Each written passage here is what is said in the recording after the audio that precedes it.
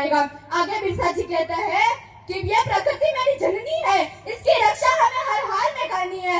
अगर समाज एकजुट होकर रहेगा तो कोई भी बाहरी ताकत अपने वश में नहीं कर सकती है। आगे बिरसा जी कहते हैं कि मैं अपने शब्द दे जा रहा हूँ, इसे फेंकना मत, इसे अपने घर या आंगन में सजो कर रखना, मेरा कहा कभी नहीं मिटेगा। शिक्षा व समानता का अधिकार हमें संविधान देता है। यदि हम संविधान को भूल जाएंगे तो कभी ऐसा समय ना आ जाए कि हमें मंदिरों के बाहर कटोरा लेकर बैठना पड़े, फिर से ऐसा समय ना आ जाए कि पेट पे झाड़ू व गले में मटका लटका कर फिरना पड़े। इसलिए हमें गुमराह नहीं होना है। हमें अपने अधिकारों जैसे जल, जंगल, जमीन, स्वास्थ्य, शिक्षा की रक्षा करनी है और ये करने में हमें बहुत संघर्ष करना पड़ेगा।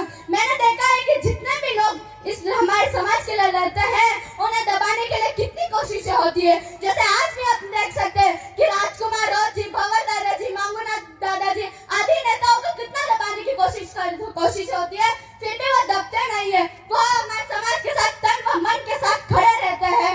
बिरसा मुंडा केवल आदिवासियों के ही नायक नहीं बल्कि पूरे देश के गौरव थे, और रहेंगे। उन्होंने हमें दिखाया कि सच्चा नेता वही होता है जो अपने समाज के लिए निस्वार्थ भाव से संघर्ष करे। उन्होंने हमें सिखाया कि जो अन्याय के खिलाफ लड़ता है वो ही सच्चा देशभक्ति होता है। उन्होंने बिरसा नामक एक आंदोलन चलाया था जो सत्य, ईमानदारी और समानता पर आधारित था। बिरसा मुंडा ने हमारी देश की व्याप्त बुराइयां जैसे नशाखोरी, अंधविश्वास एवं आपसी भेदभाव को खत्म करने का संकल्प लिया था।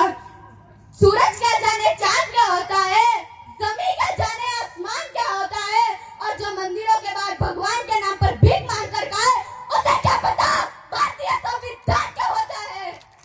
मैंने आदिवासी दिवस पर एक भाषण दिया था जिसमें बहुत से लोगों के कमेंट आए कि इसके पिता कोई सरकारी अभियंता या फिर अध्यापक होंगे। तो मैं जानना चाहती हूँ कि जो भी भाषण देता है उसका मतलब ये थोड़ी है कि उसके पिता कोई सरकारी अभियंता या फिर अध्यापक होंगे। एक मामूली से किसान का बच्चा भी तो भाषण दे सकता है, क्या उसको ये अधिकार नहीं है?